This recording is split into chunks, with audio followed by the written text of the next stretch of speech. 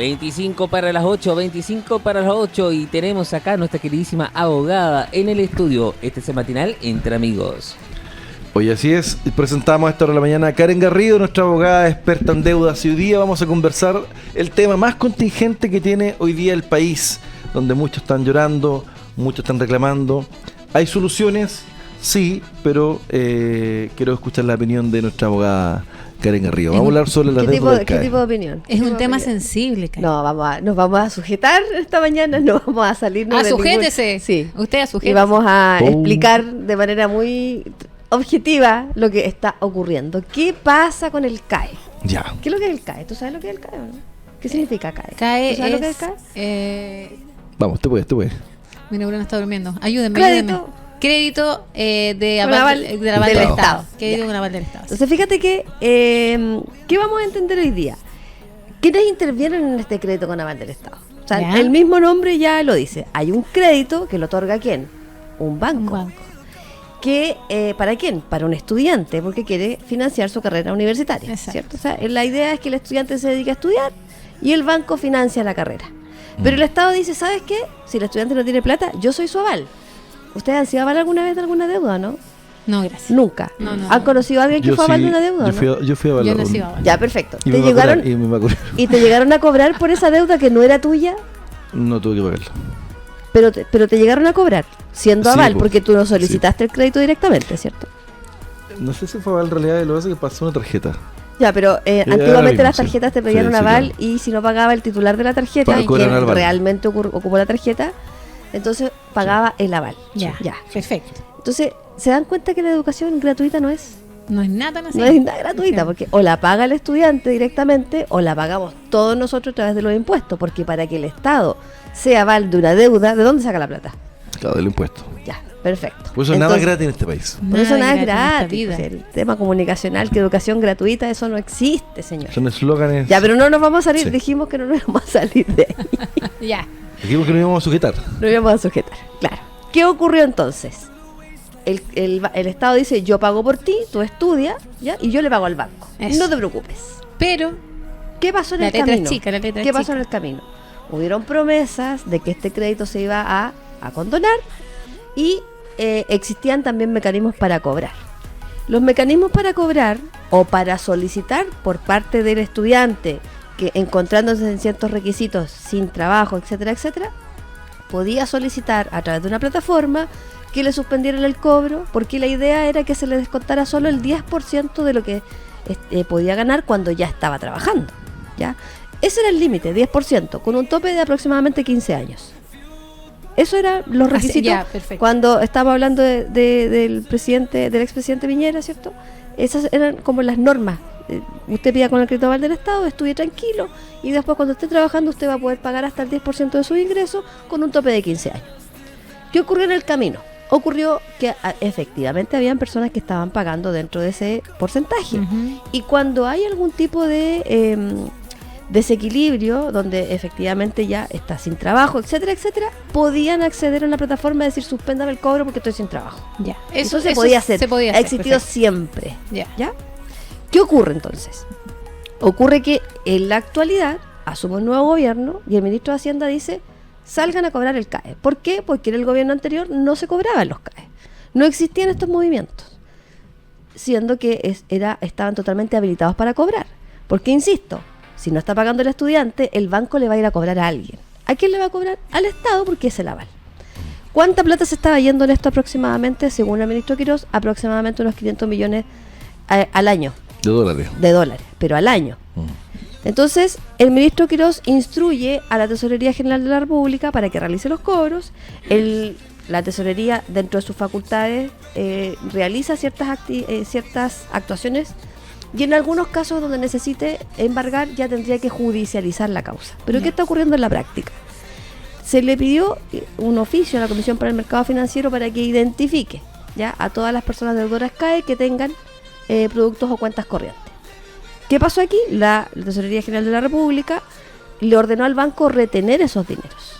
Y aquí es donde empieza el conflicto, porque esto ha afectado aproximadamente a más de 1.500 personas que ya han sido embargadas, y estas 1.500 personas según lo que he buscado en la información, ¿cierto? Equivalen aproximadamente al 5% de los que deberían haber regulado. Ya, pero también sabemos de que esos son a las personas que tienen un sueldo sobre 3 millones y medio. Hay una gradualidad, y efectivamente los criterios de selección es que los que ganan sobre 5 millones de renta son los primeros que se van a embargar. Los que ganan sobre 3 millones y medio de renta también los van a embargar. Los que ganan bajo estos 3 millones se les prometió una solución distinta. Se les hizo una invitación, vengan a la tesorería, realicen un convenio, pero ese convenio, digamos las cosas como son, es un convenio bastante poco posible de llevar, accesible para las personas, porque le piden una cuota muy alta al inicio. 10%. ¿Ya? Y las personas que se encuentran cesantes también podían acreditar esto ante la tesorería para eventualmente llegar a un convenio diferente. ¿Qué ocurrió? Cuando se solicita el oficio a la Comisión para el Mercado Financiero, se tiene un listado de personas que tienen cuenta corriente. Y ocurrió lo que no debía haber pasado. A ver, ¿qué pasó? Porque cuando se ordena embargar los dineros de la cuenta corriente, no hay ninguna distinción de dónde viene ese dinero. Entonces podemos escuchar claramente en la actualidad testimonios de algunas personas que dicen: oiga, pero la plata que estaba en la cuenta no era mía, me la depositó mi mamá para lo que sea. Era el sueldo. Sí, lo que pasa es que el sueldo sí es embargable, pero sobre 56 UF. ¿Ya? Entonces también hay que tener ojo con eso. Pero lamentablemente aquí no hay una distinción entre ese dinero de lo que está en la cuenta corriente o en las cuentas de las personas. ¿Corresponde solo a remuneración? ¿Corresponde a un ahorro? ¿Corresponde a un préstamo? ¿Corresponde a otra persona? No se distingue el origen de ese dinero. Pero la tesorería, ¿qué hizo? Embargó igual. Entonces se han presentado recursos de protección al respecto. No se hizo ningún filtro. Exacto, no se hizo ningún filtro, y podemos encontrarnos con personas que están siendo afectadas, que no están dentro de este rango, que posiblemente puedan señalar que este dinero no era totalidad de ellos, sino que podía provenir de otras, tendrían otros orígenes que no podían ser las remuneraciones. Por tanto, ¿qué han dicho los tribunales en este tiempo a propósito de este cobro del CAE? Bueno, ahí nos vamos a dar cuenta que aparecen noticias que la corte de acá dijo una cosa, que la corte de acá dijo la otra. Entonces la verdad es que lo que está ocurriendo en la realidad es que las cortes de apelaciones no tienen un criterio unificado, ¿ya? Va a depender del caso a caso. Efectivamente, en la Corte de Arica hay un caso donde se suspendió un embargo de aproximadamente 10 millones de pesos, pero en las demás cortes de apelaciones se ha sostenido que la tesorería está realizando un cobro que en definitiva no han dado lugar a esos recursos de protección. Y aquí viene otra discusión jurídica.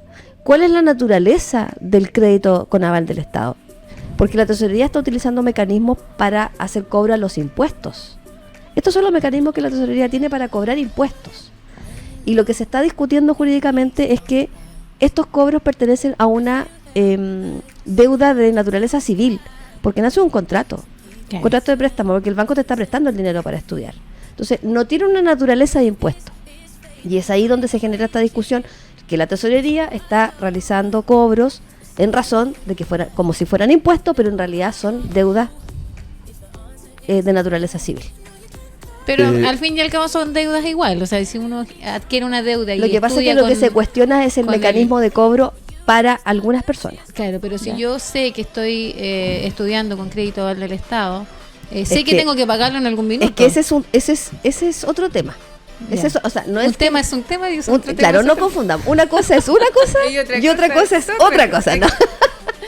No, pero fíjate que tiene que ver con la discusión si efectivamente debemos estudiar gratis o no, pero tal como dijimos al inicio, o sea, el gratis no es.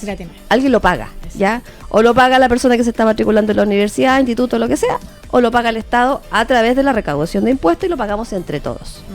Entonces la verdad es que esto que no se estaba realizando, que era el cobro de la tesorería, generó una deuda de más de 4.500 billones de...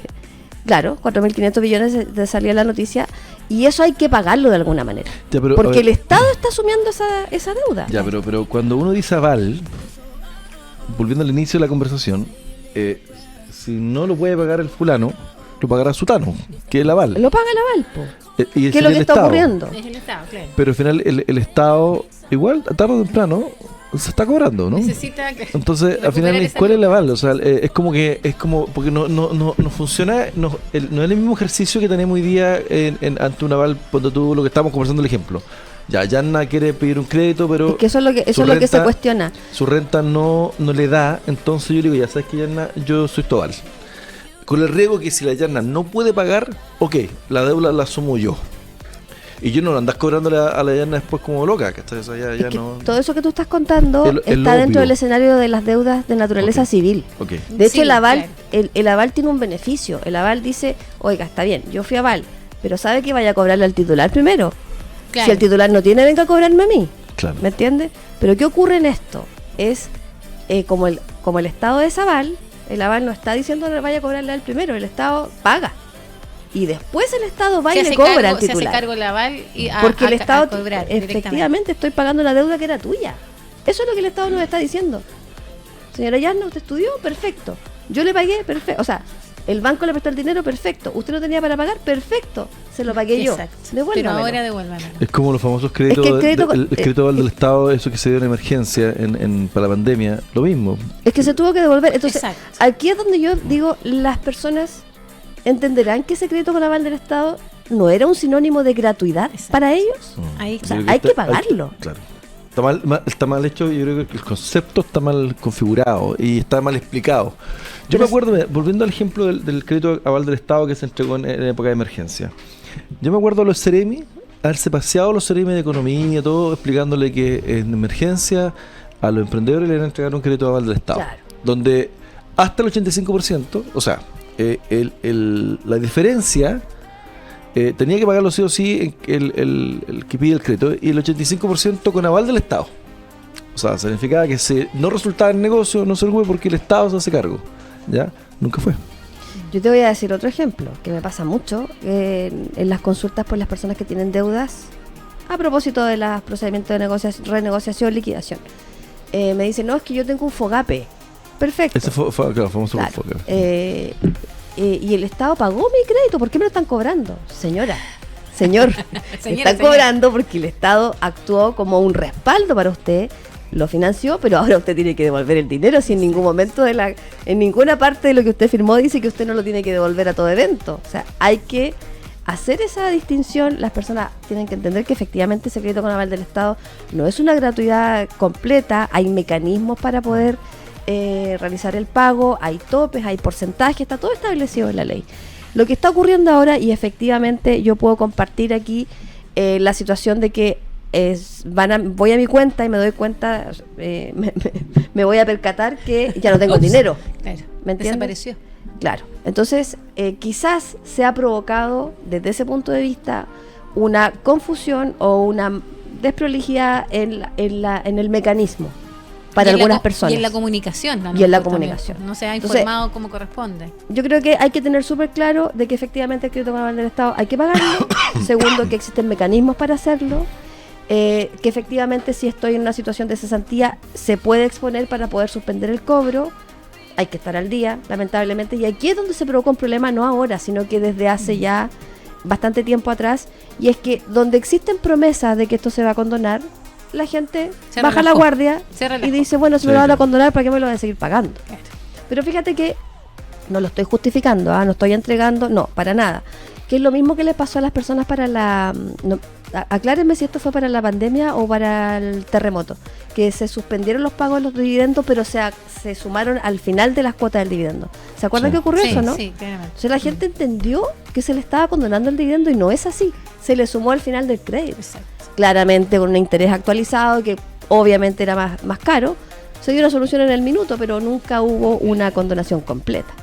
Entonces, ¿qué podemos hacer para aquellas personas que están siendo afectadas por este cobro a la fuerza, muy a la fuerza, porque no tuvieron tiempo para decir ¡alto ahí! Claro. Sino que vieron su cuenta que existieron estos retiros? Bueno, si puedes pagar, entonces ingresa a la página de la Tesorería General de la República y establece algún tipo de convenio. Los mecanismos están, la página es bastante intuitiva, no es compleja, lo pueden realizar. Si estás cesante, entonces tienes que también buscar a través de la Tesorería General de la República acompañar el finiquito, el certificado de las cotizaciones, y podrás acceder a cuotas mínimas que aproximadamente son de una UTM, ya no el 10% de tus ingresos. Ya. Pero también existe la posibilidad de llegar a un convenio, pero tienes que realizarlo. Y aquí vuelvo al punto, también me ocurre mucho con las personas en las consultas, que la gente dice, me llegó una cobranza, ¿y qué hizo usted? Nada. Claro. O sea, pero no llamó, no preguntó, no hice nada, porque la verdad es que entran en pánico, entran en un estado como de que si no miro la deuda no crece, y eso no ocurre en la práctica, eso no es así. Tercero, si te embargaron injustamente, y aquí... Qué chistoso. ¿Qué Si cosa? no miro, la deuda no crece. Si no miro la deuda no Sí, crece, sí, sí, sí. es que es verdad. Si te embargaron injustamente, ¿y a qué me refiero injustamente? Que efectivamente las remuneraciones no son embargables hasta el tope de 56 UF. Si tú tienes una remuneración sobre 56 UF, sí es posible embargar Ya. lo superior a ese monto. 56 UF en la actualidad son 2 millones y algo, casi 3. Por favor, 56, matemática calculadora. ¿Cuánto dijimos? 56 UFs. ¿Cómo está la UF ya? Ni siquiera la miro. 40.600 y algo. Ya. 40 Sí, son por como 40 2 millones y fracción. Bueno, 2.080.000 pesos. ya, 2 millones 100 aproximadamente. Entonces, si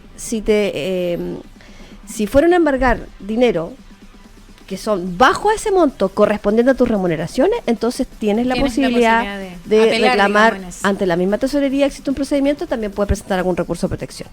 ¿Ya? Y si tu sueldo es bajo los 2 millones 100, efectivamente podríamos estar frente a un embargo ilegal, porque están embargando remuneraciones que la propia ley no permite. No, claro, Ya. no autorizó. Exacto. Entonces, como ven ustedes, esto del CAE tiene una explicación. No es que, ay, el gobierno actual me está... No, Quitando hay las una lucas. explicación que hay que colocar en una línea de tiempo, entenderlo. Por supuesto que es incómodo, por supuesto que es complejo para aquellas personas que tienen un ingreso bastante ajustado y que de la noche a la mañana alguien va y le viene a cobrar algo y se lo sacan de la cuenta sin tener la opción de decir, oye, espérate un poquitito, dame tiempo, tengamos este plazo. Hay gente que no tiene ingresos fijos mensualmente, hay gente que son independientes y que le llega y que tampoco sabe cuánto le va a llegar durante el mes. Entonces la verdad es que esa incertidumbre, si lo poco que puedas tener en la cuenta te lo van a sacar, te genera un descalabro para la vida misma.